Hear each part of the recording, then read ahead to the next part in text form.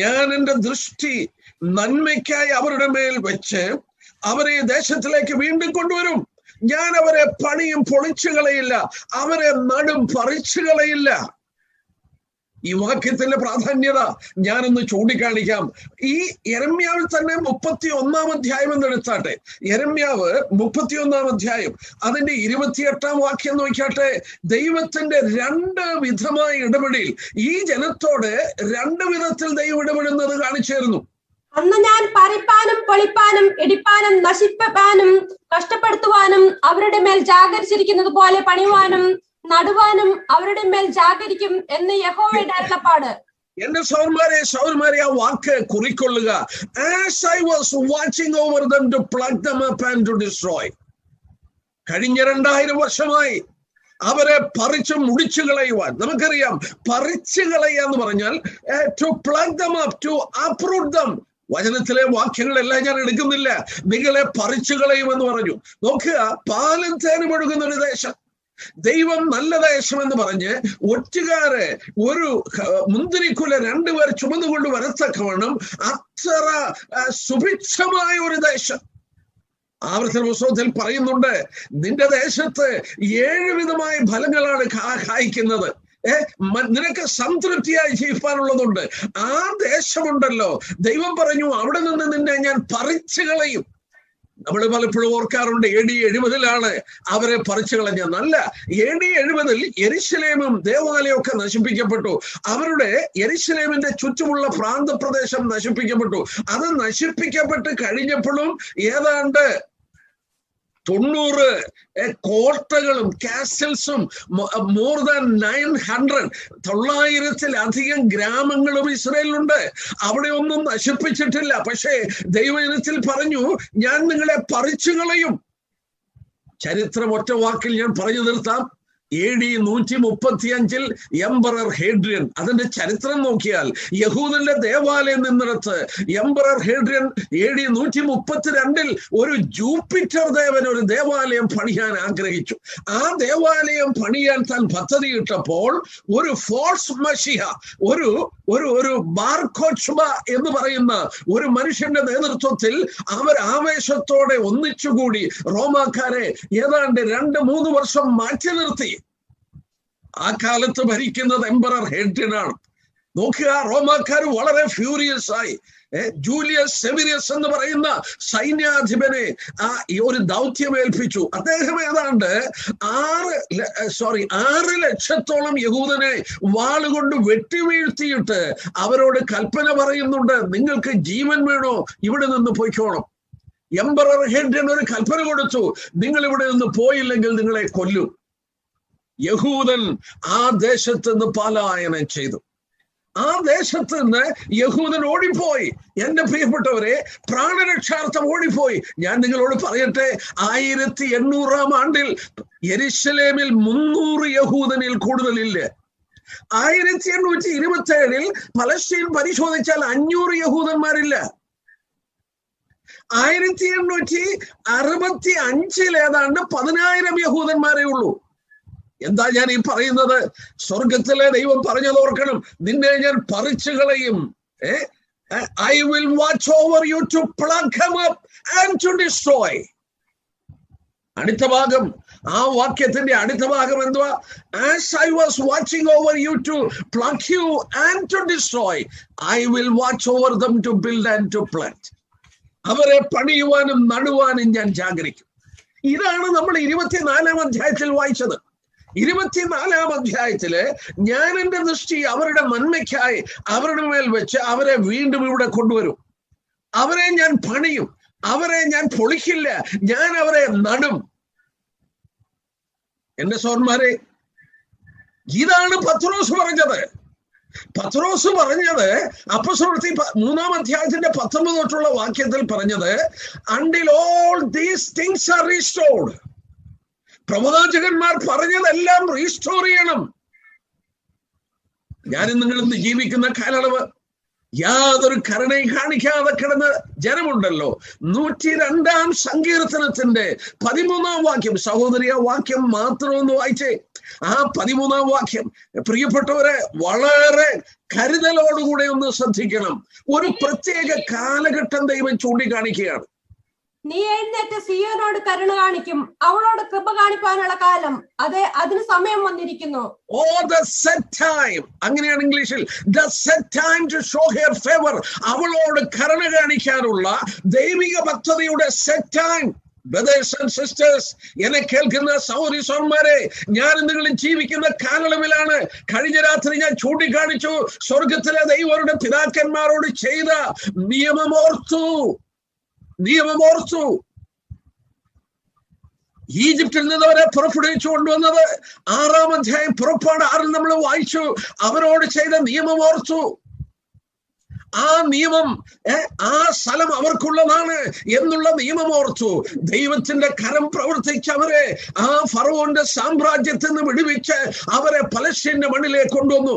ഈ ഞാനും നിങ്ങളും ജീവിക്കുന്ന ദിവസങ്ങളിൽ ലേവ്യർ 26-ൽ നമ്മൾ വായിക്കുകയുണ്ടായി. 41 തൊട്ടുള്ള വാക്യം ദൈവം പറഞ്ഞ വാക്കാണ്. ഞാന് അവരോട് ചെയ്ത നിയമം ഓർക്കും, ആ ദേശത്തെ ഞാൻ ഓർക്കും. വീണ്ടും ദൈവം അവരെ തിരിച്ചു കൊണ്ടുവരികയാണ്. ആ സെറ്റ് ടൈം വന്നു. പത്രോസ് പറഞ്ഞ പോലെ ആ അവരുടെ മേൽ ഇവിടെ നമ്മൾ വായിച്ച പോലെ ഞാൻ അവരുടെ മേൽ ദൃഷ്ടി വെച്ച് വീണ്ടും അവരെ കൊണ്ടുവന്ന് പണിയുകയും നടുകയും ചെയ്യും. നമ്മളൊന്ന് ആലോചിച്ചേ. മാനുഷികമായ അസാധ്യം എന്ന് പറഞ്ഞു. എന്റെ മുന്നിൽ ഒരുപാട് ചിന്തകളുണ്ട്. ലോകത്തിലെ വിജ്ഞാനകോശം, ലോകത്തിൽ പ്രസിദ്ധമായ ഒരു വിജ്ഞാനകോശമാണ് എൻസൈക്ലോപീഡിയ ബ്രിട്ടാനിക്ക. അതിന്റെ 1911 എഡിഷൻ എടുത്തു നോക്കിയാൽ അവിടെ ഒരു ജർമ്മൻ പ്രൊഫസർ പറഞ്ഞത് എഴുതി വെച്ചിട്ടുണ്ട്. പുരാതന എബ്രായ ഭാഷ പുനർജീവിപ്പിക്കപ്പെടുന്നത് യഹൂദൻ ഇനിയും ഒരു രാജ്യമായി തീരുന്നത് പോലെ അസാധ്യമാണ്. It is impossible. വിജ്ഞാനകോശത്തിൽ പ്രിന്റ് ചെയ്ത് വെച്ചു. 1946-ൽ ഓർക്കണം, 46-ൽ ദൈവം സത്യവാൻ എന്നൊരു ബുക്ക് യഹോവ സാക്ഷികൾ പ്രസിദ്ധീകരിച്ചു. ആ ബുക്ക് ഞാൻ കണ്ടു, പക്ഷെ ഇന്ന് അത് ലഭ്യമല്ല, അവര് പുറത്ത് കാണിക്കില്ല. ആ ബുക്കിന്റെ ഒരു കോപ്പി, അതിന്റെ ആദ്യത്തെ പേജിന്റെ കോപ്പി ഞാൻ എടുത്തു. അവിടെ പ്രിന്റ് ചെയ്ത് വെച്ചിട്ടുണ്ട്. യഹൂദൻ വീണ്ടും രാജ്യമായി തീരുമെന്നുള്ളത് മിഥ്യയാണ്. 46-ലായി പറയുന്നത്. യഹൂദനോട് ചോദിക്കുകയാണ്, നിങ്ങൾ ഇനിയും രാഷ്ട്രമായി തീരുമോ? എസെക്കിയേൽ 37-ൽ അവരെന്താ പറയുന്നത്? ഞങ്ങളുടെ ആശയ്ക്ക് ഭംഗം വന്നു, അവർ ഹോപ്പ് ഈസ് ഗോൺ. ക്രിസ്ത്യാനികളോടൊന്ന് ചോദിച്ചേ, അവര് പറഞ്ഞത് എന്താണ്? ചരിത്രം ഞാൻ ഒറ്റ വാക്കിൽ പറയട്ടെ. അവർ പറഞ്ഞു, ഈ പ്രവചനമൊന്നും ഇനിയും യഹൂദനിൽ സംഭവിക്കാത്തത് കൊണ്ട് സഭയാണ്, ക്രിസ്ത്യ സഭയാണ് ആത്മീക ഇസ്രായേൽ. ഈ പ്രവചനം മുഴുവൻ അവരിൽ നിവർത്തിക്കപ്പെടുമെന്ന് പറഞ്ഞ് റീപ്ലേസ്മെന്റ് തിയോളജി. യഹൂദന് പകരം ദൈവം തെരഞ്ഞെടുത്തത് സഭയാണ്, അവരുടെ മേലാണ് ഈ അനുഗ്രഹം കിട്ടുന്നത്. എല്ലാവരും അസാധ്യമെന്ന് പറഞ്ഞു. പക്ഷേ സ്വർഗത്തിലെ ദൈവം പറഞ്ഞു, വീണ്ടും ഞാൻ ഇവരെ ഈ സ്ഥലത്ത് കൊണ്ടുവരും, വീണ്ടും ഞാൻ അവരെ പണിയും, വീണ്ടും ഞാൻ അവരെ നടും, അവരെ അവിടെ നിന്ന് ഇനി പറിച്ചു കളയില്ല. എന്റെ സഹോദരന്മാരോടും സഹോദരിമാരോടും എന്നെ കേൾക്കുന്നവരോടും എനിക്ക് ആ ഭാഗം മാത്രം എടുത്ത് വീണ്ടും സംസാരിച്ചാൽ ഇന്നത്തെ ദിവസം മുഴുവൻ പോകും. ഞാന് ചിന്തിച്ചു പോവുകയായിരുന്നു, ഇവരെങ്ങനെയാ മടങ്ങി വന്നതെന്ന്. ഇവരെങ്ങനെ മടങ്ങി വന്നു എന്നുള്ളത് ഒരു അത്ഭുതകരമായ കാര്യമാണ്. ഞാൻ ആ കാര്യമൊന്ന് ഇങ്ങനെ ആശയറ്റ് 2000 വർഷങ്ങളായി ചിതറിക്കിടക്കുക. ഞാന് ഒരു ഭാഗം ഒന്ന് പറഞ്ഞോട്ടെ, എന്റെ മനസ്സിൽ അതിന് പ്രേരണ തോന്നും. 1856 1909 ഇടയ്ക്ക് ഒരു മനുഷ്യൻ ജീവിച്ചു. അദ്ദേഹത്തിന്റെ പേരാണ് യഹൂദനായ നഫ്താലി ഹെർസ്. നഫ്താലി ഹെർസ് എന്ന് പറയുന്ന ആ മനുഷ്യൻ ഒരു പാട്ട് എഴുതി. ആ പാട്ടിന്റെ പേരാണ് അവർ ഹോപ്പ്. ആ പോയത്തിന് എബ്രായ ഭാഷയില് തിക്കുവട്ടാനു എന്ന് പറയുന്നത് എന്ന് പറഞ്ഞാൽ ഞങ്ങളുടെ ആശ എന്നാണ്, ആഗ്രഹം. ആ കവിതയിൽ നിന്നാണ് ഒരു സെന്റൻസ് യഹൂദ രാഷ്ട്രം എടുത്തത് അവരുടെ നാഷണൽ ആന്തത്തിൽ ചേർക്കാൻ. ആ നാഷണൽ ആന്തത്തിന്റെ പേര് തന്നെ ഹോപ്പ് എന്നാണ്. ഹറ്റിക്ക, ഹോപ്പ്. ആ പാട്ട് എഴുതിയത് ഞാനത് വായിച്ചു നോക്കി. As long as in the heart within a Jewish soul still yearns and onward towards the ends of east, and I still gazes towards Zion, our hope is not at lost. ഇതുവരെ അവർ പറഞ്ഞത് ഞങ്ങളുടെ ആശ നഷ്ടപ്പെട്ടു. Ezekiel 37:11 ഞങ്ങളുടെ ആശ നഷ്ടപ്പെട്ടു. എന്നാൽ ഇവിടെ പറയുന്നത് അവർ hope is not at lost. ഇത് 1850-കൾക്ക് ശേഷമാണ് ഇത് പറയാൻ തുടങ്ങിയത്. ഞങ്ങളുടെ ഉള്ളിൽ ഒരു യഹൂദൻ എന്ന നിലയിൽ ഞങ്ങളുടെ ഉള്ളിൽ ഹൃദയം സ്പന്ദിക്കുന്നെങ്കിൽ ഞങ്ങളുടെ കണ്ണുകൾ സിയോനെ നോക്കിയിരിക്കുകയാണ്. യെരുശലേം എന്ന് പറയുന്ന സ്ഥലത്തിന് വേണ്ടി ഞങ്ങൾ കൊതിക്കുകയാണ്. അവർ heart is yearning for Zion. ആ പാട്ട് ലോകത്തിൽ ആഗോളമായി ചിതറിക്കിടക്കുന്ന യഹൂദന്മാർ പാടാൻ തുടങ്ങി. അവരുടെ ഉള്ളിൽ ഒരു ആവേശമുണ്ടായി. ആ സമയത്താണ് സയനിസ്റ്റ് മൂവ്മെന്റ് ഉണ്ടാകുന്നത്. അവര് പണമുണ്ടാക്കി. ആ പണം ധനികരായ യഹൂദൻ $20 മില്യൺ, ആ കാലത്ത് $20 മില്യൺ എന്ന് പറഞ്ഞാൽ വലിയ തുകയാ. എന്തിനാണെന്നറിയാമോ? ആരെങ്കിലും യഹൂദന് ഈ പലസ്തീനിൽ കുടിയേറണമെങ്കിൽ ഞങ്ങൾ പണം തരാം. അറബികളുടെ കയ്യിൽ നിന്ന് സ്ഥലം മേടിച്ചോളാൻ പറഞ്ഞു. $20 മില്യൺ 3.5 ലക്ഷം ഏക്കർ ഭൂമി അറബികളുടെ കയ്യിൽ നിന്ന് മേടിച്ചു. ചതുപ്പ് നിലങ്ങളും മരുപ്രദേശങ്ങളും അവർക്ക് വേണ്ടാതെ കിടക്കുന്ന സ്ഥലങ്ങൾ യഹൂദന്മാർ മേടിക്കാൻ എന്തിനാണ് സയനിസ്റ്റ് മൂവ്മെന്റ് അനുവദിച്ചത്? ആളുകൾ അവിടെ കൂടണം. എന്റെ പ്രിയപ്പെട്ടവരെ, ഞാൻ അവരുടെ മേൽ ദൃഷ്ടി വെച്ച് അവരെ ഇവിടെ കൊണ്ടുവരും. എനിക്ക് 16-ാം അധ്യായത്തിൽ നിന്നൊരു വാക്യം വായിക്കണമെന്നും എടുക്കണമെന്നും ചിന്തിച്ചില്ല. പക്ഷേ ഞാനൊന്ന് വായിച്ചേക്കാം. എന്റെ മനസ്സിൽ അത് ഓടി വരുന്നു. ഒരുപക്ഷെ ദൈവത്തിന് പറയാൻ ആഗ്രഹം. അവരെ മടക്കിക്കൊണ്ടുവന്നത് ആ 16-ാം അധ്യായത്തിന്റെ 14 തൊട്ടുള്ള വാക്യം ഒന്ന് വായിച്ചേ സിസ്റ്ററെ. ഇസ്രായേൽ മക്കളെ മിസ്രയീം ദേശത്ത് നിന്ന് കൊണ്ടുവന്ന യഹോവയാണ് എന്ന് ഇനി പറയാതെ ഇസ്രായേൽ മക്കളെ വടക്കുദേശത്തു നിന്നും താൻ അവരെ നീക്കിക്കളഞ്ഞിരുന്ന സകല ദേശങ്ങളിൽ നിന്നും കൊണ്ടുവന്ന യഹോവയാണ് എന്ന് പറയുന്ന കാലം വരും എന്ന് യഹോവയുടെ അരുളപ്പാട്. ഞാൻ അവരുടെ പിതാക്കന്മാർക്ക് കൊടുത്ത ദേശത്തിലേക്ക് ഞാൻ അവരെ വീണ്ടും കൊണ്ടുവരും. ഇതാ ഞാൻ അനേകം മീൻപിടിക്കാരെ വരുത്തും, അവർ അവരെ പിടിക്കും. അതിന്റെ ശേഷം ഞാൻ അനേകം നായാട്ടുകാരെ വരുത്തും, അവർ അവരെ എല്ലാ മലയിൽ നിന്നും എല്ലാ കുന്നിൽ നിന്നും പാറപ്പിളർപ്പുകളിൽ നിന്നും നായാടി പിടിക്കും എന്ന് യഹോവ. സ്വർഗത്തിലെ ദൈവം അവരെ എങ്ങനെ കൊണ്ടുവരുമെന്ന് പറയുകയാണ്. എങ്ങനെ കൊണ്ടുവരും? ആദ്യം ഞാൻ മീൻപിടുത്തക്കാരെ കൊണ്ടുവരും, അതിന്റെ ശേഷം ഞാൻ നായാട്ടുകാരെ കൊണ്ടുവരും. യഹൂദനും മടങ്ങി വരാൻ നിവൃത്തിയില്ലാതെ കിടക്കുന്ന ഒരു കാലഘട്ടം. മീൻപിടുത്തക്കാർ പിടിക്കുന്നത് എൻറ്റൈസ്മെന്റ് എന്ന് പറഞ്ഞാൽ മീനെ പിടിക്കാൻ പല മാർഗങ്ങളുണ്ട്. എന്റെ സഹോദരന്മാരെ, ഇപ്പൊ നമ്മൾ പറഞ്ഞ പോലെ ഈ സയനിസ്റ്റ് മൂവ്മെന്റുകാര്, അതുപോലെ തന്നെ ഞാൻ ആ ചരിത്രം ചുരുക്കി പറയാം. ആ നാളുകളിൽ 1800-ാം ആണ്ടുകളിൽ ഒരുപാട് യഹൂദ എഴുത്തുകാർ ഇറങ്ങി. അവർ സിയോനിലേക്ക് മടങ്ങിപ്പോകുന്ന കാര്യങ്ങൾ പറഞ്ഞപ്പോൾ അനേക ധനികരായ യഹൂദന്മാർ പണം ഇതിനു വേണ്ടി കൊടുക്കുകയും പലസ്തീന്റെ മണ്ണിലെ സ്ഥലങ്ങൾ അറബികൾക്ക് വേണ്ടാത്തത് മേടിക്കാൻ തുടങ്ങി. സയനിസ്റ്റ് മൂവ്മെന്റിന്റെ പണം കൊണ്ട് അനേക മീൻപിടുത്തക്കാർ പിടിക്കാൻ തുടങ്ങി. അതിന്റെ ശേഷം ഞാൻ നായാട്ടുകാരെ വരുത്തും. ലിറ്ററലി നായാട്ടുകാർ ആളുകളെ ഓടിക്കുകയാണ്. നായാട്ടുകാരെ വേട്ടമൃഗത്തെ ഓടിക്കുന്നത് പോലെ ഈ ഭാഗത്തേക്ക് യഹൂദനെ ഓടിക്കാൻ തുടങ്ങി. യഹൂദനെ ഓടിക്കാൻ തുടങ്ങി. നിങ്ങള് ആ ഭാഗത്തോടുള്ള ബന്ധത്തിൽ നമ്മള് ശ്രദ്ധിച്ചു നോക്കിയാൽ അവര് ഓടുവാനായിട്ട് ആവശ്യപ്പെടുകയാണ്. സഖറിയാ പ്രവചനത്തിലുണ്ട്, വായിക്കണമെന്നില്ല. ഞാൻ ഇങ്ങനെ പറയട്ടെ, അവരെ വടക്കേ ദേശം, അത് റഷ്യയുള്ള ബന്ധത്തിലാണ്. ഇസ്രയേലിൽ കുടിയേറിയിരിക്കുന്ന ആളുകളുടെ ഏറ്റവും കൂടുതൽ ആളുകൾ കടന്നു വന്നിരിക്കുന്ന റഷ്യയിൽ നിന്നാണ്. അവിടെ എന്ത് സംഭവിച്ചു? സാർ ചക്രവർത്തി, അലക്സാണ്ടർ ചക്രവർത്തി രണ്ടാമൻ കൊല്ലപ്പെട്ടു.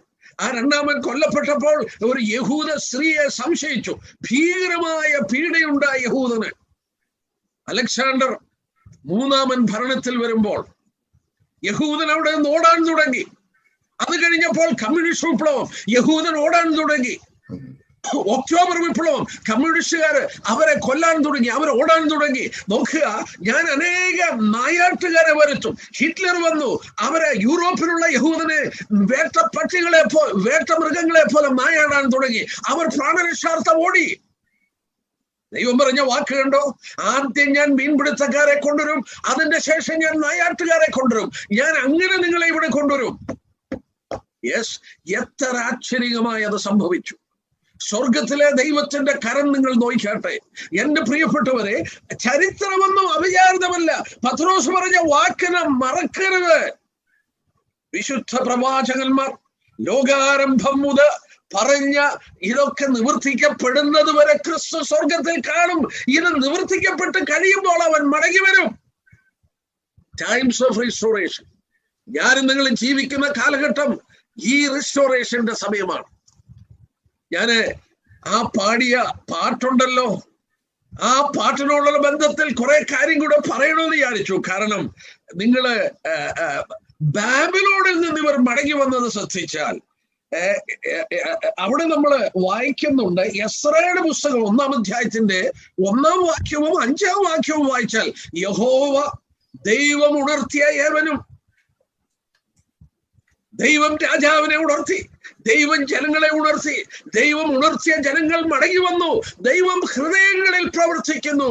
എസ്രയുടെ പുസ്തകം 1-ാം അധ്യായത്തിന്റെ 1-ാം വാക്യവും 5-ാം വാക്യവും വായിക്കാൻ നേരമില്ല. അന്ന് യഹൂദനെ ആ ബാബിലോൺ, ടൈഗ്രീസ് യൂഫ്രട്ടസ് നദിയുടെ തീരത്ത് സെറ്റിൽ ചെയ്തവരെ 70 വർഷം വീടുകൾ പണിത് സ്വസ്ഥമായി പാർത്തവരുടെ മധ്യത്തിൽ നിന്ന് ദൈവം സ്റ്റേറപ്പ് ചെയ്തവരാണ് മടങ്ങി വന്നത്. ഞാന് വീണ്ടും പ്രിയപ്പെട്ട നിങ്ങളോട് ഓർപ്പിക്കട്ടെ, അതുപോലെ തന്നെ 2-ാം പ്രാവശ്യം ദൈവം മടക്കിക്കൊണ്ടുവരുമ്പോൾ ദൈവം ജനങ്ങളെ ഉണർത്തുകയാണ്, അവരുടെ ഹൃദയങ്ങളിൽ പ്രവർത്തിക്കുകയാണ്. അവരുടെ നാട്ടിലോട്ട് പോകുവാൻ ഒരു ആഗ്രഹം അവരുടെ മനസ്സിലുണ്ടായി. ദൈവം മറ്റ് സാഹചര്യങ്ങൾ ഒരുക്കി കൊടുത്തു. മീൻപിടുത്തക്കാരും വേട്ടക്കാരും വന്നവരെ കൊണ്ടുവരികയാണ്. 1-2 കാര്യം കൂടെ ഈ റീസ്റ്റോറേഷനുള്ള ബന്ധത്തിൽ ഞാൻ പറഞ്ഞോട്ടെ. നമ്മൾ കേട്ടല്ലോ, അവരുടെ ഭാഷ ഇനിയും അത് നടക്കില്ല എന്ന് പറഞ്ഞു. 1911 എൻസൈക്ലോപീഡിയ ബ്രിട്ടാനിക്കയിൽ എഴുതി വെച്ചത് അവരുടെ ഭാഷ ഇനി റീസ്റ്റോർ ചെയ്യാൻ സാധ്യമല്ല. It is not possible. എന്നാൽ നമ്മൾ ഓർക്കണം, ആ എൻസൈക്ലോപീഡിയ പ്രിന്റ് ചെയ്ത് 37 വർഷം കഴിഞ്ഞപ്പോൾ ആ രാജ്യം പുനഃസ്ഥാപിക്കപ്പെട്ടു. ദൈവം സത്യവാനെന്നും പറഞ്ഞ് പ്രസിദ്ധീകരിച്ച, യഹോവ സാക്ഷികൾ പ്രസിദ്ധീകരിച്ച ആ ബുക്കുണ്ടല്ലോ, അത് പ്രസിദ്ധീകരിച്ച് 2 വർഷം കഴിഞ്ഞപ്പോൾ ഇസ്രായേൽ രാഷ്ട്രമായി മാറി. 48. ഞാന് 2-3 വാക്യം ഒന്ന് വായിക്കാം. ഇവരുടെ ഭാഷ വീണ്ടും റീസ്റ്റോർ ചെയ്യുമെന്നുള്ളതിന്റെ വളരെ വ്യക്തമായ തെളിവ് ഞാൻ തരാം. നോക്കുക, ഇവർ മടങ്ങി വരുമ്പോൾ നമുക്ക് അല്പം ബുദ്ധിമുട്ടാണ്. സഫന്യ പ്രവചനം ഒന്ന് വെക്കാം. അതിന്റെ 3-ാമത്തെ അധ്യായം എന്ന് എടുത്താട്ടെ. സഫന്യ പ്രവചനം. നിങ്ങൾ ഇന്ന് ഇസ്രായേലിൽ പോയാല് അവിടെ നിങ്ങൾ ഫേസ് ചെയ്യുന്നൊരു പ്രോബ്ലം എന്നാന്ന് ചോദിച്ചാൽ, ഇന്ന് അവിടെ സംസാരിക്കുന്ന ഭാഷ, അവിടെ പ്രിന്റ് ചെയ്തിരിക്കുന്ന ഭാഷയൊക്കെ എബ്രായ ഭാഷയാണ്. സഫന്യ പ്രവചനം 3-ാം അധ്യായം അതിന്റെ 9-ാം വാക്യം നോക്കിയാട്ടെ. 9-ാം വാക്യം. അപ്പോൾ സകല ജാതികളും യഹോവയുടെ നാമത്തെ വിളിച്ചപേക്ഷിച്ച് ഏക മനസ്സോടെ അവനെ സേവിക്കേണ്ടതിന് ഞാൻ അവർക്ക് നിർമ്മലമായുള്ള അധരങ്ങളെ വരുത്തും. ഞാനത് ഇംഗ്ലീഷിൽ ഒന്ന് വായിക്കുകയാണ്. At that time I will change the speech of my returning people to pure Hebrew so that all can worship together. Living ബൈബിളിലാണ്. ഞാൻ അവരുടെ അധരത്തിന്റെ ഭാഷ ഞാൻ പ്യൂർ ഹീബ്രു ആക്കും. എന്താ അങ്ങനെ പറയാൻ കാരണം? 2000 വർഷം ചിതറിക്കിടന്ന ജനങ്ങൾ ഭാഷ മറന്നുപോയി, സാധാരണ ഭാഷയല്ലാതെ പോയി. അമേരിക്കയിലാണ് നിങ്ങൾ എന്നെ കേൾക്കുന്ന അനേകർ, അമേരിക്കയിലും വിദേശ രാജ്യങ്ങളിലാണ്. ഞാനൊരു കാര്യം ചോദിച്ചോട്ടെ, നിങ്ങളുടെ മക്കൾ 100 വർഷം കഴിഞ്ഞ് അമേരിക്കയിൽ നിന്ന് കേരളത്തിൽ വന്നാൽ ഏത് ഭാഷ സംസാരിക്കും? അവര് മലയാളം പറയുമോ? മലയാളം പറയത്തില്ല. ഈ ജനങ്ങളെ 2000 വർഷമായി ചിതറിക്കിടക്കുക. ഉദാഹരണമായിട്ട് ജർമ്മനി കിടക്കുന്നു. ആ ജർമ്മനി കിടന്നവർ ഒരു പുതിയ ഭാഷ ഉണ്ടായി. യിഡിഷ് എന്ന് പറയും. യിഡിഷ് ഭാഷ എന്ന് പറയുന്നത് എബ്രായ ഭാഷയും ജർമ്മൻ ഭാഷയും കൂടെ ചേർന്നുണ്ടായതാണ്. സ്പെയിനിൽ ഒരുപാട് യഹൂദന്മാരുണ്ടായിരുന്നു. ആ എബ്രായ ഭാഷയും സ്പാനിഷ് ഭാഷയും കൂടെ ചേർന്നിട്ട് ലാഡിനോ എന്ന് പറയുന്ന ഭാഷയുണ്ടായി. ലാഡിനോ ഭാഷ മറന്നുപോയി, അവരുടെ സിനഗോഗിൽ മാത്രം ഉപയോഗിക്കുന്ന ഭാഷയായി മാറി. പക്ഷെ ദൈവം പറഞ്ഞു, നിന്നെ ഞാൻ മടക്കിക്കൊണ്ടിരുമ്പോൾ I will restore your tongue to pure Hebrew. മറ്റൊരു വാക്യം വായിക്കാം, ജെരമ്യാവ് 31:23 വാക്യം. അവിടെയും ഭാഷ അത് ഇതാകുന്നത് അവര് ആ വസ്തുത പറയുന്നുണ്ട്.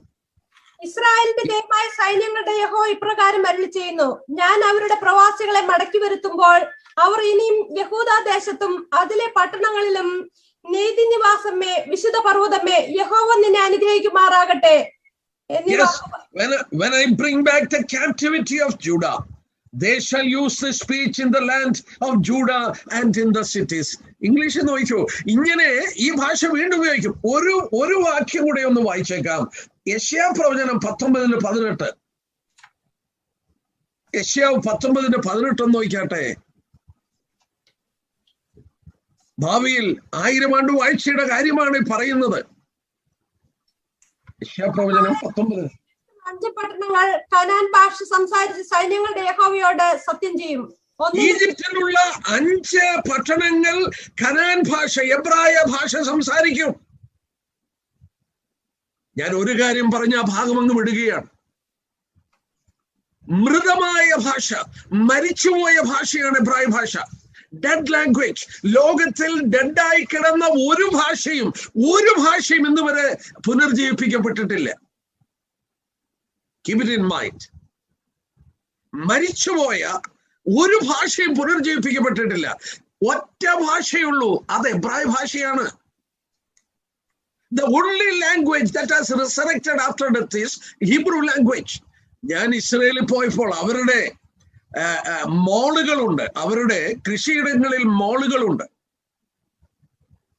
വളരെ മനോഹരമായ മോളുകളാണ്, മനോഹരമായ വസ്തുക്കളാണ്. പക്ഷേ അവിടെ വിൽക്കാൻ വെച്ചിരിക്കുന്ന സാധനങ്ങൾ എടുത്താൽ എന്താ ഇതിനകത്തെ കണ്ടന്റ് എന്ന് മനസ്സിലാക്കാൻ ഒരു നിവൃത്തിയില്ല. കാരണം ലേബല് പോലും എബ്രായ ഭാഷയാണ്.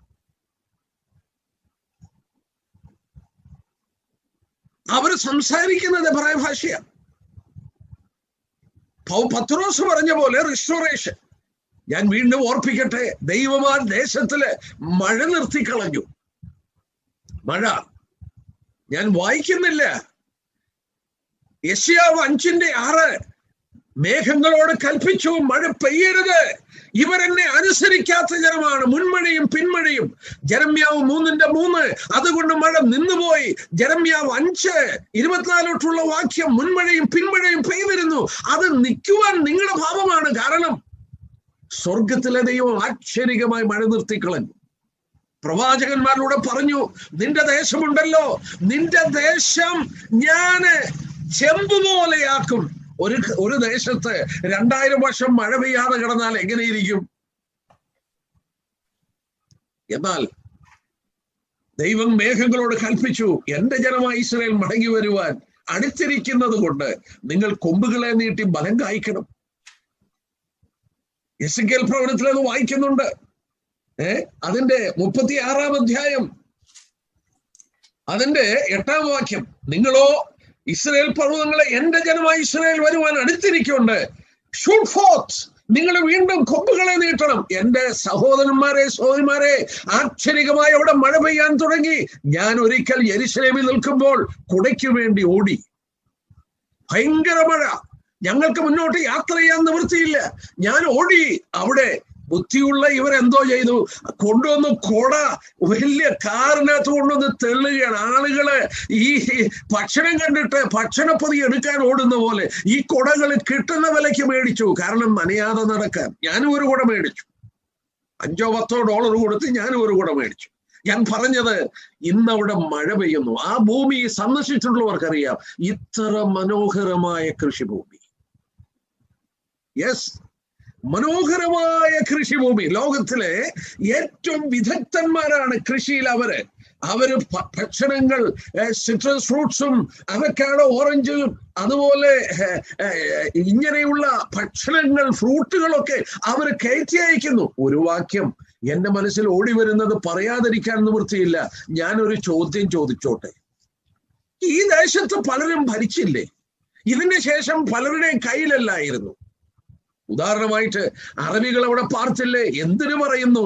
1517 തുടങ്ങി 1917 വരെ ആ സ്ഥലം തുർക്കികളുടെ കയ്യിലല്ലായിരുന്നു. ഇവരാരും എന്നാ കൃഷി ചെയ്യാഞ്ഞത്? എന്താ കൃഷി ചെയ്യാഞ്ഞത്? അവർ കൃഷി ചെയ്യാനില്ല. എന്നാൽ ഇവര് വന്നപ്പോൾ എന്തായി കൃഷി നടന്നത്? അത് മനസ്സിലാക്കണമെങ്കിൽ യെശയ്യാവ് 62 വരണം. യെശയ്യാവ് 62 വരണം. അതിന്റെ കാരണം എന്നാന്ന് ഞാൻ പറയാം. നോക്കുക, നമ്മൾ കേട്ടിട്ടില്ലാത്തൊരു വിവാഹം, എ സ്ട്രേഞ്ച് മാരേജ്. ഒന്ന് വായിച്ചേ യെശയ്യാവ് 62 അതിന്റെ 4 തൊട്ടുള്ള വാക്യം ഒന്ന് ശ്രദ്ധിച്ചാട്ടെ. നിന്നെ ഇനി അസൂബ എന്ന് വിളിക്കയില്ല, നിന്റെ ദേശത്തെ ചെമാമ എന്ന് പറയുകയുമില്ല. നിനക്ക് ഹെഫ്സീബ എന്നും നിന്റെ ദേശത്തിന് ബയൂല എന്നും പേരാകും. യഹോവയ്ക്ക് നിന്നോട് പ്രിയമുണ്ടല്ലോ, നിന്റെ ദേശത്തിന് വിവാഹം കഴിയും. യവനക്കാരൻ കന്യകയെ വിവാഹം ചെയ്യുന്നത് പോലെ നിന്റെ പുത്രന്മാർ നിന്നെ വിവാഹം ചെയ്യും. മതി അവിടെ നോക്കിയാട്ടെ. ആരെയാണ് വിവാഹം കഴിക്കുന്നത്? ദൈവം ദേശത്തെ കുറിച്ച് പറയുകയാണ്. നിന്റെ യൗവനക്കാർ നിന്റെ ദേശത്തെ വിവാഹം കഴിക്കും.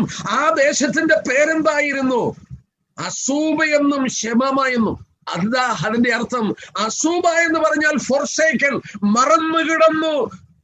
ഷെമമ എന്ന് പറഞ്ഞാൽ ഡെസലേറ്റ്, ശൂന്യമായി മറന്നു കിടന്നു, ഉപേക്ഷിച്ചു കിടന്നു. പക്ഷേ നിന്റെ വിവാഹം കഴിഞ്ഞു.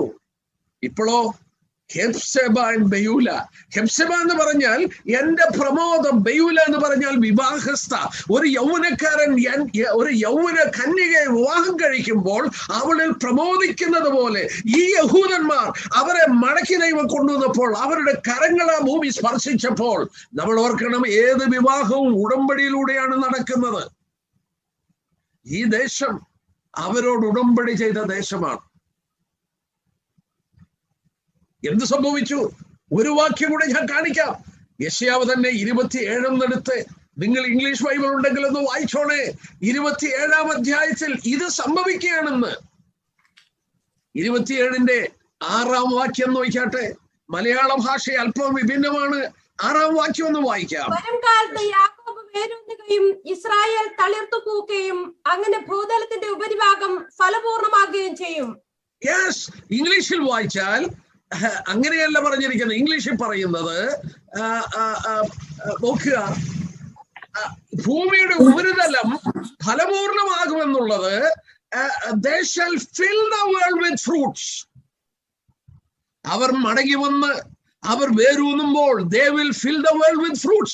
എന്റെ സൗരന്മാരെ, യൂറോപ്പിൽ കയറ്റി അയക്കുന്ന ഫ്രൂട്ടുകൾ, അവരുടെ തീന്മേശയിൽ കഴിക്കുന്ന ഭക്ഷണം, ഈ മഞ്ഞു മൂടുന്ന സ്ഥലത്ത് ഈ നെഗവ മരുഭൂമിയിൽ നിന്നുള്ള പഴങ്ങളാണ് അവിടെ കയറ്റി അയച്ചവർ കഴിക്കുന്നത്.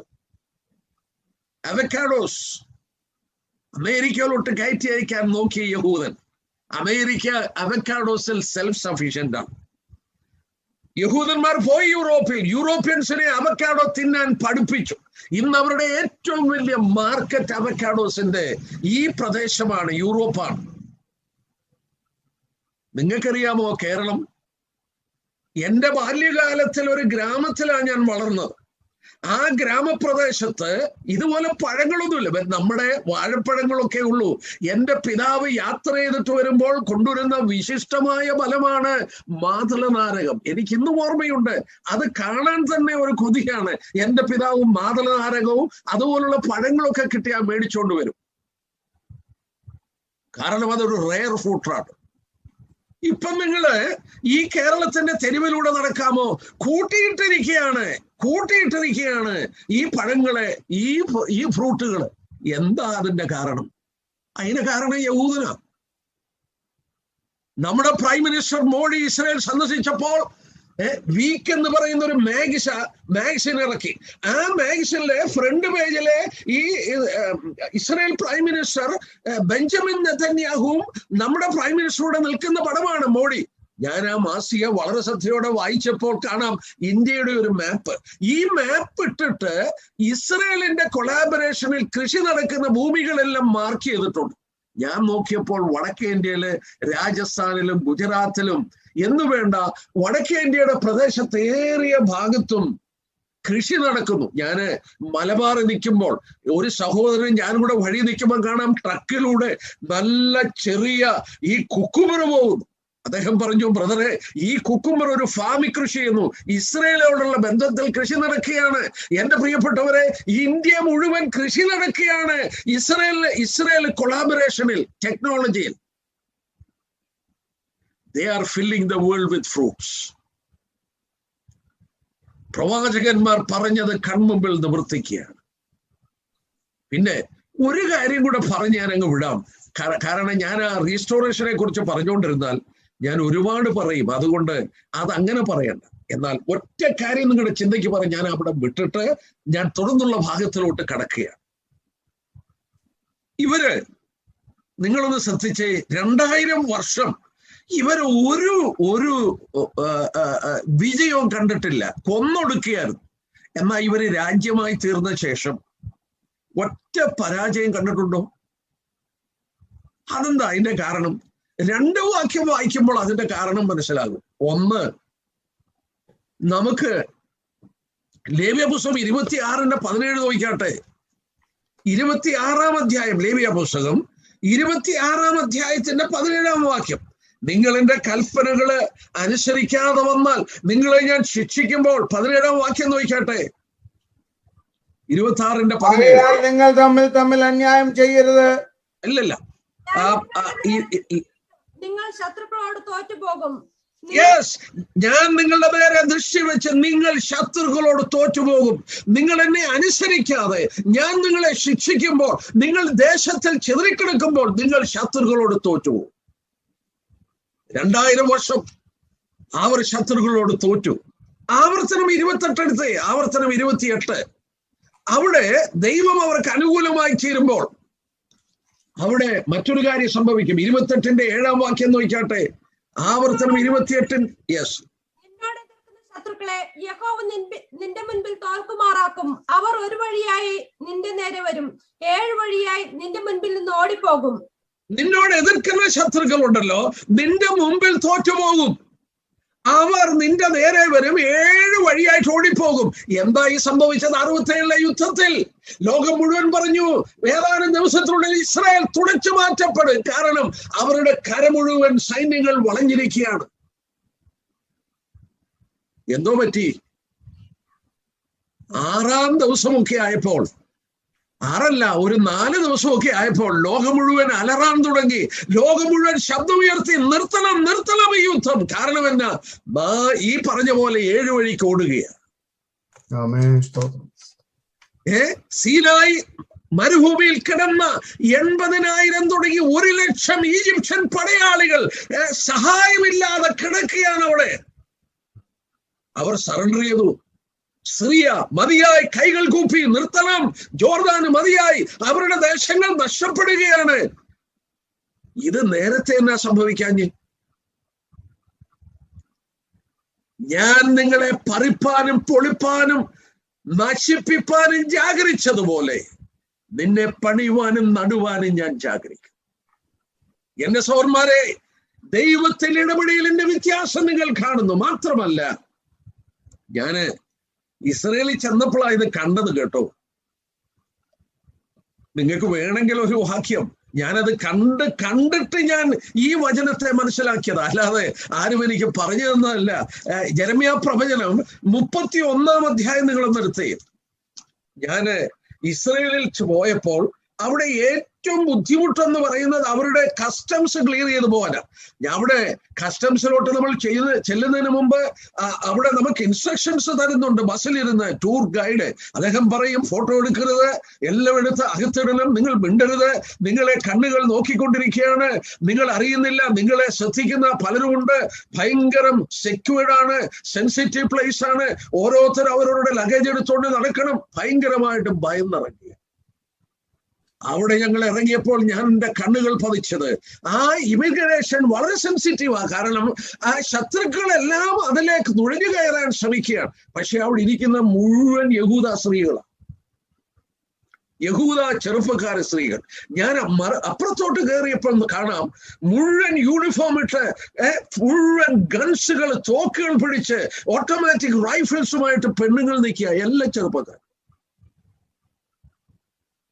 അവരുടെ സ്ത്രീകള് കമ്പൽസറി ആയിട്ട്, ഇസ്രയേലിലുള്ള സകല സ്ത്രീകളും ആർമി ട്രെയിൻഡ് ആണ്, കമ്പൽസറിയാണ് അവരുടെ സ്ത്രീകൾ പട്ടാളത്ത്. ഇനി നോക്കാട്ടെ, യെരമ്യാ പ്രവചനം 31-ാം അധ്യായത്തിൽ നമ്മൾ കടന്നു വരുമ്പോൾ അവിടെ ദൈവം പറയുന്ന ഒരു വാക്കുണ്ട്. എന്താന്ന് നോക്കാട്ടെ, അതിന്റെ 21-22 വാക്യം.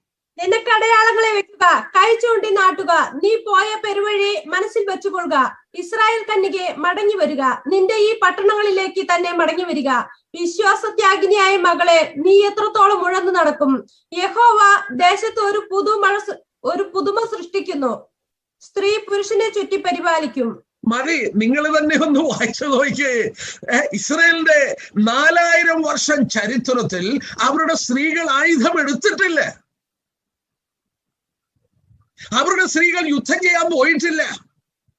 പക്ഷേ ദൈവം പറയുക, നിന്നെ ഞാൻ മടങ്ങി വരുത്തുമ്പോൾ ഞാനൊരു പുതുമ സൃഷ്ടിക്കും. എന്താ പുതുമ?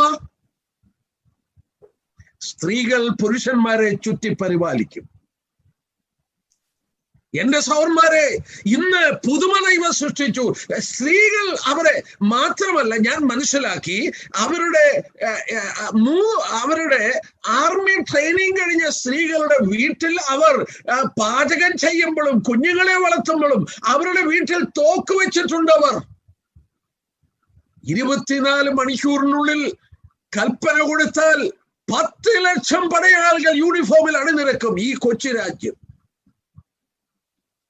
ഞാൻ നിനക്ക് പ്രതികൂലമാകുമ്പോൾ ശത്രുക്കളോട് നീ തോക്കും, ഞാൻ നിനക്ക് അനുകൂലമാകുമ്പോൾ ശത്രു നിന്റെ മുന്നിൽ തോക്കും. യെസ്, ഒരുപാട് കാര്യങ്ങൾ എന്റെ മനസ്സിൽ വരുന്നു, ഒരുപാട് കാര്യങ്ങൾ. നിങ്ങൾ അമേരിക്കയിൽ ഇരുന്നാ കൂടുതൽ പേര് കേൾക്കുന്നത്. ഞാൻ ഒരു കാര്യം ചോദിച്ചോട്ടെ, അമേരിക്കയെ ദൈവം അനുഗ്രഹിച്ചു. അതിന്റെ ഒരു കാരണം പാലും തേനും ഒഴുകുന്ന പോലെ പാൽ ഇഷ്ടമുള്ള ഒരുപാടുണ്ട്. അമേരിക്കയിലാണ് ലോകത്തിലെ ഏറ്റവും കൂടുതൽ പാൽ ഉൽപ്പാദിപ്പിക്കുന്ന പശുക്കളൊക്കെ ഉള്ളത്. അമേരിക്കയിലെ പശുക്കള് ഒരു വർഷം ഏതാണ്ട് 9331 കിലോഗ്രാം പാൽ ഉൽപ്പാദിപ്പിക്കും, ആവറേജ് പശുക്കൾ. അപ്പൊ ഒരു ദിവസം എത്ര ഉണ്ടെന്ന് നിങ്ങൾ ആലോചിച്ചാൽ മതി. 9331 kilogram milk 1 cow in US produces. പക്ഷേ യൂറോപ്പിലെ ഏതാണ്ട് 6139 കിലോഗ്രാം. അമേരിക്ക ഇപ്പോൾ ഇസ്രയേലിലെ പശുക്കൾ എത്ര ഉൽപ്പാദിപ്പിക്കുന്നതെന്ന് അറിയാം? 10,208. ഒരു പശു ഒരു വർഷം 10,208 കിലോഗ്രാം. ഞാൻ അവരുടെ ഫാമിൽ പോയിട്ടുണ്ട്. 800 കിലോഗ്രാം ഒരു പശുവിന്റെ തൂക്കം. അത്ഭുതകരമായ ഫാമുകൾ. ലോകത്തിലെ ഏറ്റവും കൂടുതൽ പാൽ ഉൽപ്പാദിപ്പിക്കുന്ന പശുക്കൾ ഇസ്രയേലിന്റെ പശുക്കളാണ്. എന്താ കാരണം?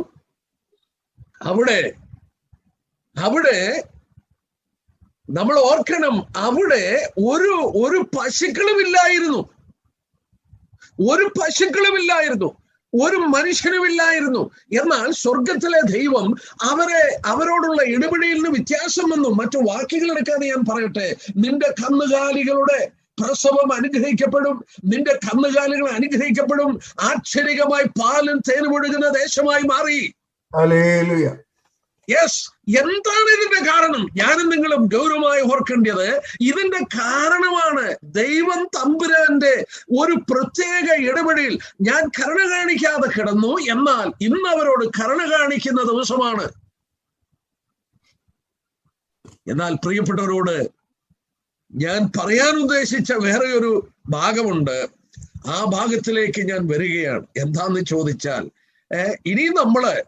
ഇനിയും ശേഷിക്കുന്ന സമയവും അടുത്ത ദിവസങ്ങളിലും ചിന്തിക്കാൻ പോകുന്നത് ലോകരാഷ്ട്രീയത്തിൽ നമ്മൾ കാണുന്ന മറ്റ് രാജ്യങ്ങളുള്ള ബന്ധത്തിൽ സംഭവിക്കുന്ന അതിപ്രധാനമായ ചില രാഷ്ട്രീയ സംഭവങ്ങളാണ്.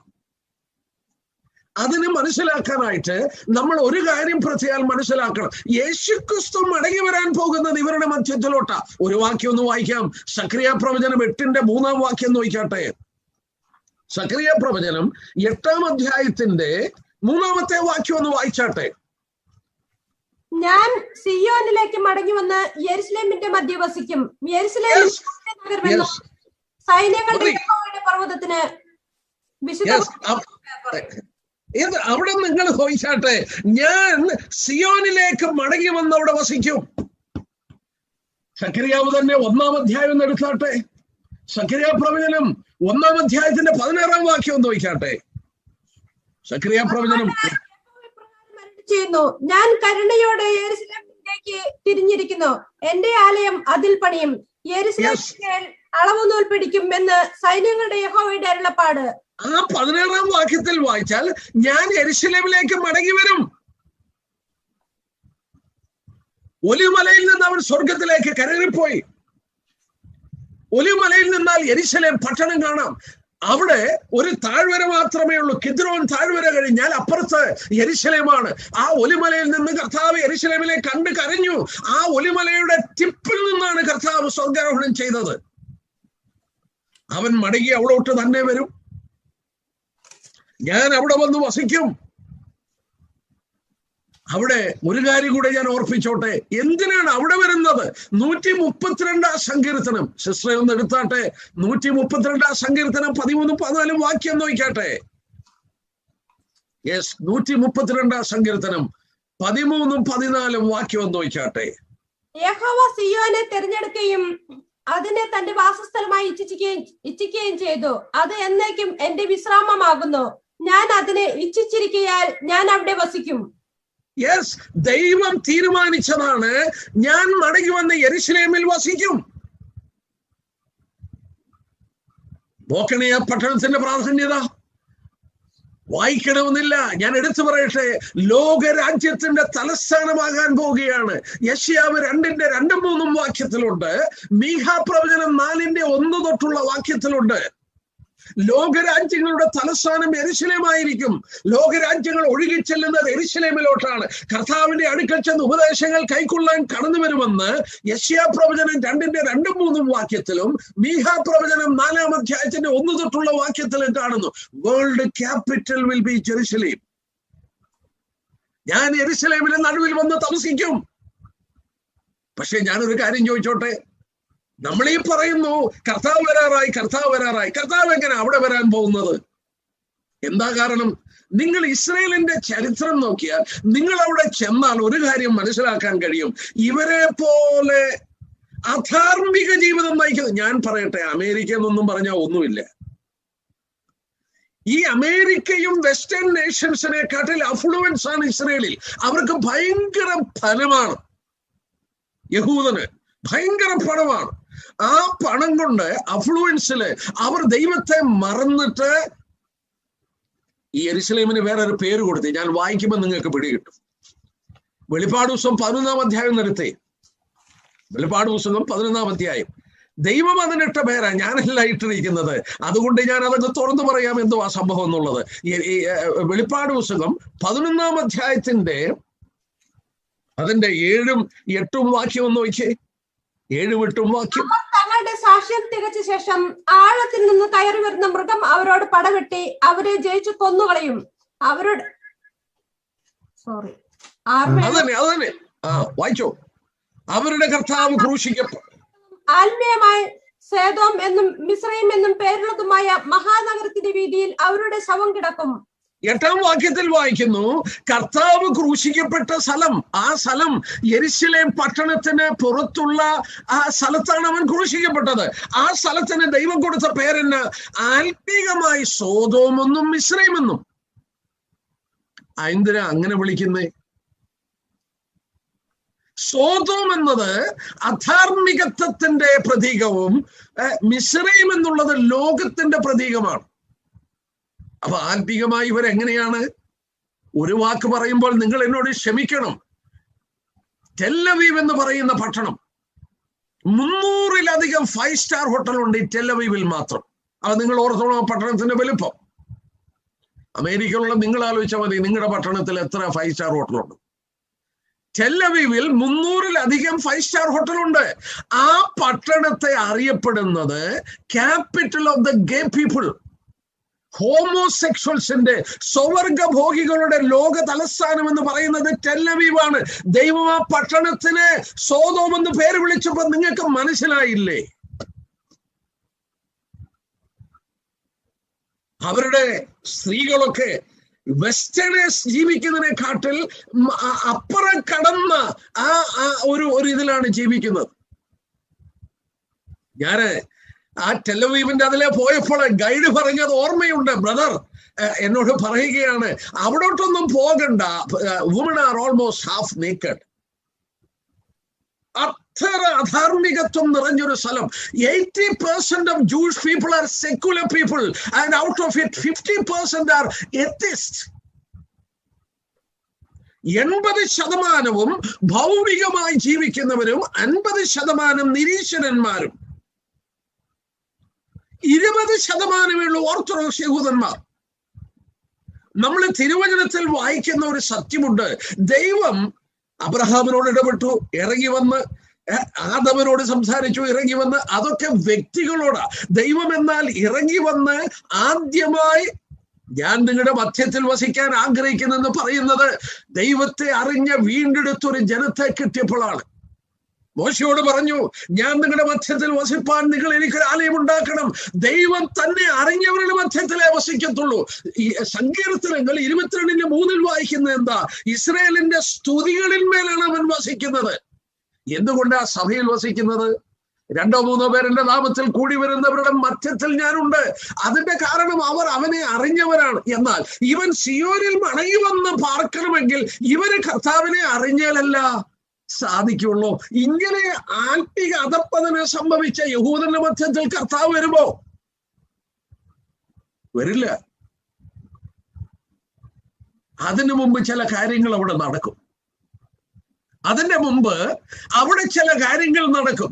ആ നടക്കുന്നതിന് വേണ്ടിയുള്ള സംഭവ വികാസങ്ങളാണ് ഇന്ന് നടക്കുന്നത്. ഞാനതിന്റെ വിശദീകരണം എടുത്തോളാം. പക്ഷെങ്കിൽ ഇന്ന് ഈ സമയത്ത് തന്നെ കേൾക്കുമ്പോൾ നിങ്ങളോടൊരു വാക്യം വായിച്ച് ആ കാര്യമൊന്ന് പറയാതെ പോയാൽ ശരിയാകത്തില്ല. ഇത് അവരെ ശുദ്ധീകരിക്കാൻ ദൈവം ചെയ്യുന്ന പണി ഞാൻ പറഞ്ഞുതരാം. 2 വാക്യം ഞാൻ വായിക്കാം. 2 വാക്യം. എന്നിട്ട് നിങ്ങൾ അതിന്റെ പ്രാധാന്യതയൊന്ന് ചിന്തിക്കുക. നമുക്കതിന്റെ വിശദീകരണം നാളെ ഓർക്കാം. യോവേൽ പ്രവചനം 3-ാം അധ്യായം എടുത്താട്ടെ. യോവേൽ പ്രവചനം. എന്റെ സൗരന്മാരെ, ഞാൻ നിങ്ങൾ ജീവിക്കുന്ന ഇന്ന് ലോകരാഷ്ട്രീയത്തിൽ നടക്കുന്നത് അവിചാരിതമല്ല എന്ന് ചൂണ്ടിക്കാണിക്കാൻ.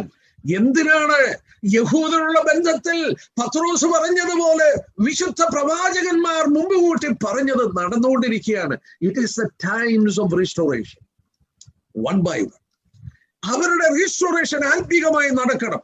ആത്മീക റീസ്റ്റോറേഷൻ നടക്കാൻ അവർക്ക് മറ്റൊരു കാര്യം നടക്കണം. യോവേൽ പ്രവചനം 3-ാം അധ്യായത്തിൽ വരുമ്പോൾ അതിന്റെ 1-2 വാക്യം നമ്മളൊന്ന് സൂക്ഷ്മമായി നോക്കാൻ പോവുകയാണ്. ഞാൻ യെരുശലേമിന്റെ സ്ഥിതി മാറ്റുവാനുള്ള നാളുകളിലും കാലത്തിലും ഞാൻ സകല ജാതികളെയും കൂട്ടി യഹോശഫാത്ത് താഴ്വരയിൽ ചെല്ലുമാറാക്കുകയും എന്റെ ജനനിമിത്തം എന്റെ അവകാശമായ ഇസ്രായേൽ നിമിത്തവും അവരോട് വ്യവഹരിക്കുകയും ചെയ്യും. മതി. അണ്ടർലൈൻ ചെയ്തോണേ. എന്താ അണ്ടർലൈൻ ചെയ്യാൻ പറയുന്നത്? ദൈവം ഒരു കാലഘട്ടം ചൂണ്ടിക്കാണിക്കുക. എന്റെ ജനമായ യഹൂദന്റെയും യെരുശലേമിന്റെ സ്ഥിതി മാറ്റുന്ന നാളുകളും കാലങ്ങളും ആ ദിവസങ്ങളിലാണ് ഞാനും നിങ്ങളും ജീവിക്കുന്നത്. Times of restoration. അവരുടെ യഥാസ്ഥാനത്തിന്റെ നാളുകൾ. ഒരിക്കൽ പറിച്ചു മുടിച്ചു കളയുവാൻ ദൈവം ജാഗരിച്ചെങ്കിൽ ഇന്നവരെ പണിയുവാനും നടുവാനും ദൈവം ജാഗരിക്കുകയാണ്. ആ സമയത്ത് മറ്റൊരു കാര്യം നടക്കുമെന്ന് പറഞ്ഞു. എന്റെ പിതാക്കന്മാരൊക്കെ എങ്ങനെ ഇത് വിശ്വസിച്ചു? അവർ വിശ്വസിച്ചു, പക്ഷേ ഇതെങ്ങനെ നടക്കുമെന്ന് അവർ അറിഞ്ഞില്ല. അവിടെ പറയുന്നത് എന്താ? ഈ സമയത്ത് ഞാൻ മറ്റൊരു കാര്യം നടത്തും. എന്താ? ഞാൻ സകല ജാതികളെയും കൂട്ടി യഹോശാഫ്ത്ത് താഴ്വരയിൽ വരുത്തും. അങ്ങനെയാണോ ബൈബിള് പറയുന്നത്? എന്റെ സഹോദരന്മാരെ, അങ്ങനെയാണോ പറയുന്നത്? നിങ്ങളൊന്ന് ആലോചിച്ചു നോക്കിയേ. സകല ജാതികൾ എന്ന് പറഞ്ഞാൽ നേഷൻസ് ആണ്. I'm going to bring all nations unto the valley of Yehoshaphat. ഇന്നത്തെ രാഷ്ട്രീയം എന്താണ്? ഇന്നത്തെ പ്രശ്നങ്ങൾ എന്താണ്? ഗാസ കോൺഫ്ലിക്റ്റ് മൂലം നിങ്ങൾ വാർത്തകളിൽ നോക്കുകയല്ലേ? ഞാൻ ഇങ്ങനെയുള്ള സന്ദർഭങ്ങളിൽ BBC ന്യൂസും മറ്റും വളരെ ശ്രദ്ധയോടെ ഞാൻ കേട്ടുകൊണ്ടിരിക്കും. കാര്യങ്ങൾ ഗ്രഹിക്കാൻ വേണ്ടി ഞാൻ ശ്രദ്ധിക്കുകയായിരുന്നു. അമേരിക്കയുടെ തെരുവിലൂടെ ജാഥകൾ നടക്കുന്നു യഹൂദന് വിരോധമായി. യൂറോപ്പിൽ അനേക സ്ഥലങ്ങളിൽ യഹൂദനെതിരായി. എന്തിനു പറയുന്നു? കേരളത്തിൽ എത്ര മീറ്റിംഗാണ് നടന്നത്? ഇവിടെ പ്രൊഫസേഴ്സിന്റെ ഒക്കെ മീറ്റിംഗ് യഹൂദന് വിരോധമായി. നിങ്ങളൊന്ന് വാട്സപ്പ് ഒന്ന് കയറി നോക്കിയേ, മുഴുവൻ യഹൂദന് വിരോധമായി.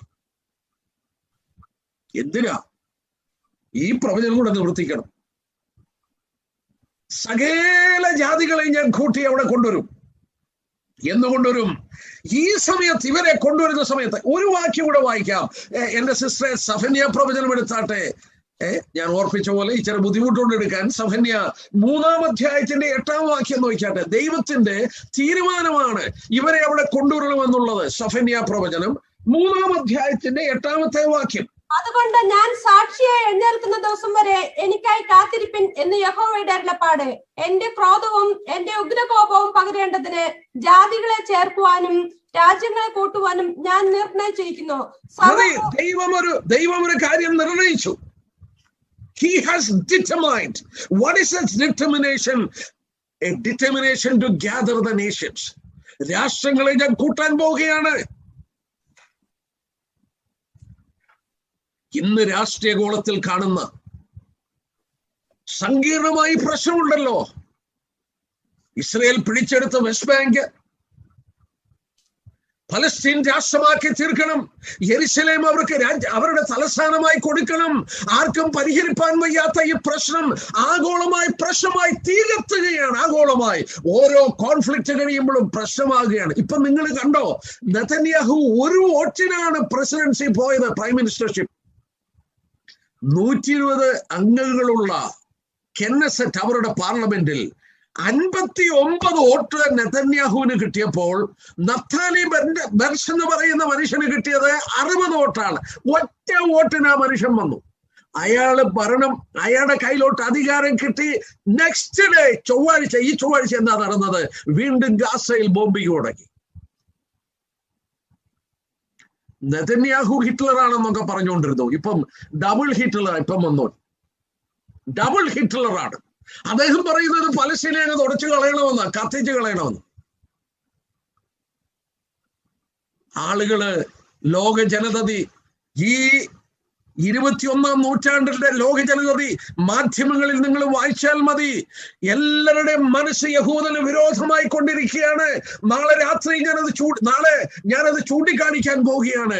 രാഷ്ട്രങ്ങൾ ഒരുക്കപ്പെടുകയാണ്. എന്റെ പ്രിയപ്പെട്ടവരെ, ദൈവത്തിന്റെ വചനത്തിൽ അളവിന് വ്യത്യാസമില്ലാതെ സംഭവിക്കും.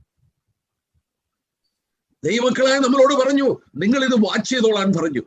നിങ്ങൾ ഇത് ഉണർന്നിരുന്ന് നോക്കിക്കോളാൻ പറഞ്ഞു. ലോകരാഷ്ട്രത്തിൽ യഹൂദന്റെയും യെരുശലേമിന്റെയും സ്ഥിതി മാറ്റുന്ന ഒരു നാളുണ്ട്.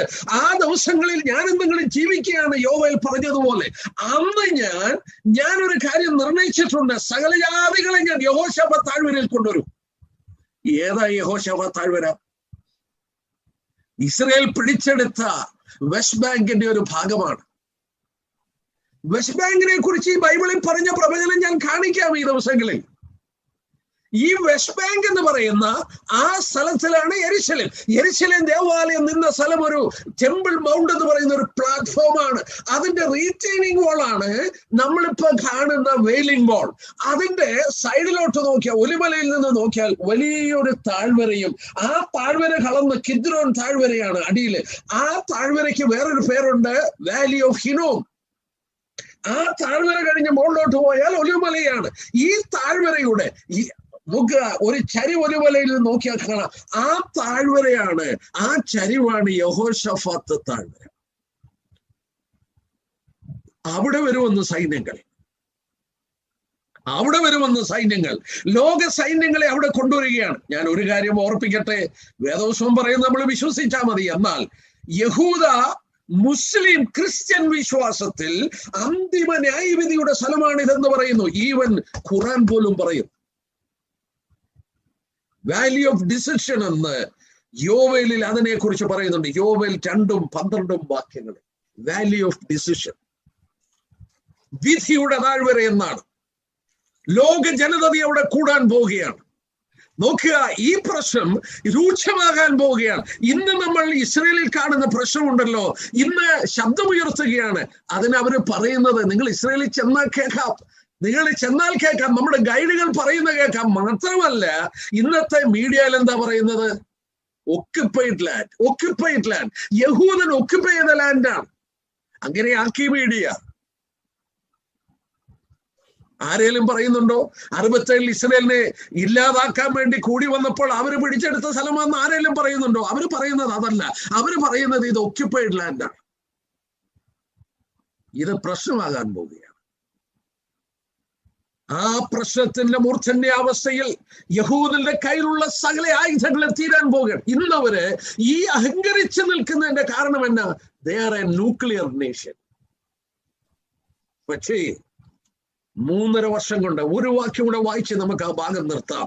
നിങ്ങള് ദാനിയേലിന്റെ പ്രവചനം 12-ാം അധ്യായം എടുത്താട്ടെ. യഹൂദന്റെ കയ്യിലുള്ള സകല ആയുധങ്ങളും തീരും. 3.5 വർഷം കൊണ്ട് അവർ, ഈ ദിവസങ്ങളിൽ നെതന്യാഹു പറഞ്ഞത് നിങ്ങൾക്ക് ഓർമ്മയുണ്ടോ? അറബികൾ ആയുധം താഴെ വെച്ചാൽ സമാധാനം, ഞങ്ങൾ ആയുധം താഴെ വെച്ചാൽ ഇസ്രയേൽ കാണത്തില്ല. അത് ഗോൾഡ മേയർ പറഞ്ഞ വാക്കാണ് നെതന്യാഹു എടുത്ത് കോട്ടിയത്. ഇസ്രയേലിന് ആയുധം താഴെ വെക്കാൻ നിവൃത്തിയില്ല. അവരുടെ ചുറ്റും ശത്രുക്കളാണ്, ലോകം മുഴുവൻ അവർക്കെതിരാണ്. നോക്കുക, കാലം എത്രയെന്ന് ചോദിക്കുന്നു. ഈ പറഞ്ഞ പ്രവചനങ്ങളൊക്കെ നിവർത്തിക്കപ്പെടാൻ സമയം എത്ര എടുക്കും? യഹൂദൻ അനുഗ്രഹത്തിൽ വരുവാൻ 12-ാം അധ്യായത്തിന്റെ 7-ാം വാക്യം എടുത്താട്ടെ. അതിന്റെ മധ്യഭാഗം ഒന്ന് വായിച്ചേ സിസ്റ്ററെ. മധ്യഭാഗം, 7-ന്റെ മുഴുവൻ വായിക്കാൻ നേരമില്ല. മധ്യഭാഗം ഒന്ന് വായിച്ചേ. ജീവിച്ചിരിക്കുന്നവനായവനാണ്, ഇനി കാലവും കാലങ്ങളും കാലാർദ്ധവും ചെല്ലും. അവർ വിശുദ്ധ ജനത്തിന്റെ ബലത്തെ തകർത്ത് കളഞ്ഞ ശേഷം ഈ കാര്യങ്ങളൊക്കെയും നിവൃത്തിയാകും എന്നിങ്ങനെ. മതി. ഇനി കാലവും കാലങ്ങളും കാലാർത്ഥവും, 3.5 കാലം, 7 വർഷം അഹോപദ്രവ കാലഘട്ടത്തിന്റെ അവസാനത്തെ 3.5 വർഷം. അവിടെ എന്ത് സംഭവിക്കും?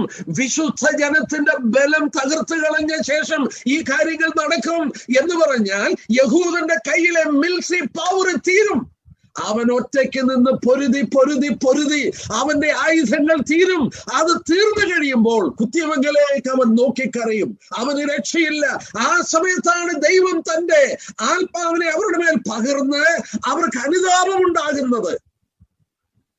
അതുവരെ അവരുടെ ശക്തിയിൽ അവർ ആശ്രയിക്കുകയാണ്, അവരുടെ മിലിറ്ററി പവറിൽ അവർ ആശ്രയിക്കുകയാണ്. എന്നാൽ ഇവിടെ വായിച്ചത് എന്താ?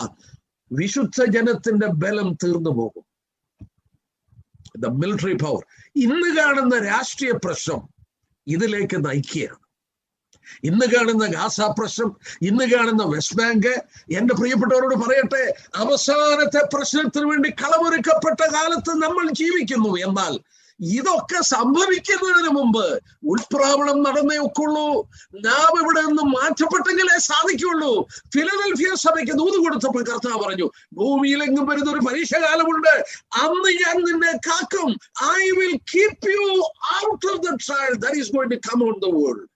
ലോകത്തിൽ വരുന്ന, ആഗോളമായി വരുന്ന ഈ ഭയാനകമായ കാലത്തിൽ I will keep you through എന്നല്ല, I will keep you out of it. അത് ഉൾപ്രാവണത്താൽ മാറ്റപ്പെടുകയാണ്. ഞാൻ ചോദിച്ചോട്ടെ, മഹോപദ്രവ കാലഘട്ടത്തിൽ നടക്കുന്നതിന് വേണ്ടി ലോകരാഷ്ട്രീയം ഒരുക്കപ്പെട്ടു. യഹൂദനെ മടക്കി കൊണ്ടുവന്നു. ദൈവജനത്തിന്റെ പ്രവചനങ്ങൾ ആക്ഷരികമായി നിവർത്തിക്കപ്പെട്ടുകൊണ്ടിരിക്കുന്നുവെങ്കിൽ ബാക്കി കാര്യങ്ങൾ കൂടെ നിവർത്തിക്കപ്പെടും. ഒരു കാര്യം മാത്രം ഓർത്തോണം, ദാനിയേൽ രേഖപ്പെടുത്തിയ പോലെ ദുഷ്ടന്മാരിൽ ആരും ഇത് തിരിച്ചറിയില്ല, ബുദ്ധിമാന്മാരോ ഗ്രഹിക്കും. ദൈവത്തെ അന്വേഷിക്കുന്ന ബുദ്ധിമാൻ. ഏത് രാഷ്ട്രീയക്കാരൻ ഇത് മനസ്സിലാക്കാൻ കഴിയും? കഴിഞ്ഞ രാത്രി ഞാൻ ഓർപ്പിച്ചതുപോലെ ഈജിപ്തിൽ നിന്ന് അവരെ കൊണ്ടുവന്നപ്പോൾ ഒരു കഴുതയ്ക്ക് മാത്രമേ മനസ്സിലായുള്ളൂ ദൈവപുത്രനാണ് അവരെ നയിക്കുന്നത്. പാവപ്പെട്ട ദൈവജനത്തിനെ ഇത് അറിയാൻ കഴിയും. നമുക്ക് വിശുദ്ധിയെ തികയ്ക്കാം. പ്രിയ മോൻസി ബ്രദർ പ്രാർത്ഥനയിൽ ഓർത്തപ്പോൾ ഞാൻ അത് ഓർത്തു. എന്റെ പ്രിയപ്പെട്ടവരെ, കൂടുതൽ വിശുദ്ധരായി കർത്താവ് നമ്മോട് പറഞ്ഞു, ഉണർന്നിരുന്ന് പ്രാർത്ഥിക്കാൻ. ആൻഡ്രൂ പാസ്റ്ററെ പോലെയുള്ളവരെ ഞാൻ സ്നേഹിക്കുന്നു, അഭിനന്ദിക്കുന്നു. ഒരു കാരണം, അവർ വളരെ പ്രാർത്ഥിക്കുന്ന മനുഷ്യരാണ്. അവർക്ക് ഉപവാസ പ്രാർത്ഥനയും, അവർക്ക് കൂട്ടമായ പ്രാർത്ഥനയും, അവർക്ക് ദിവസങ്ങൾ നീണ്ടു നിൽക്കുന്ന പ്രാർത്ഥനാ യോഗങ്ങളുണ്ട്. എന്റെ പ്രിയപ്പെട്ടവരെ, അതാ കർത്താവ് പറഞ്ഞത്, നിങ്ങൾ ഉണർന്നിരുന്ന് പ്രാർത്ഥിക്കണം. You watch and you pray.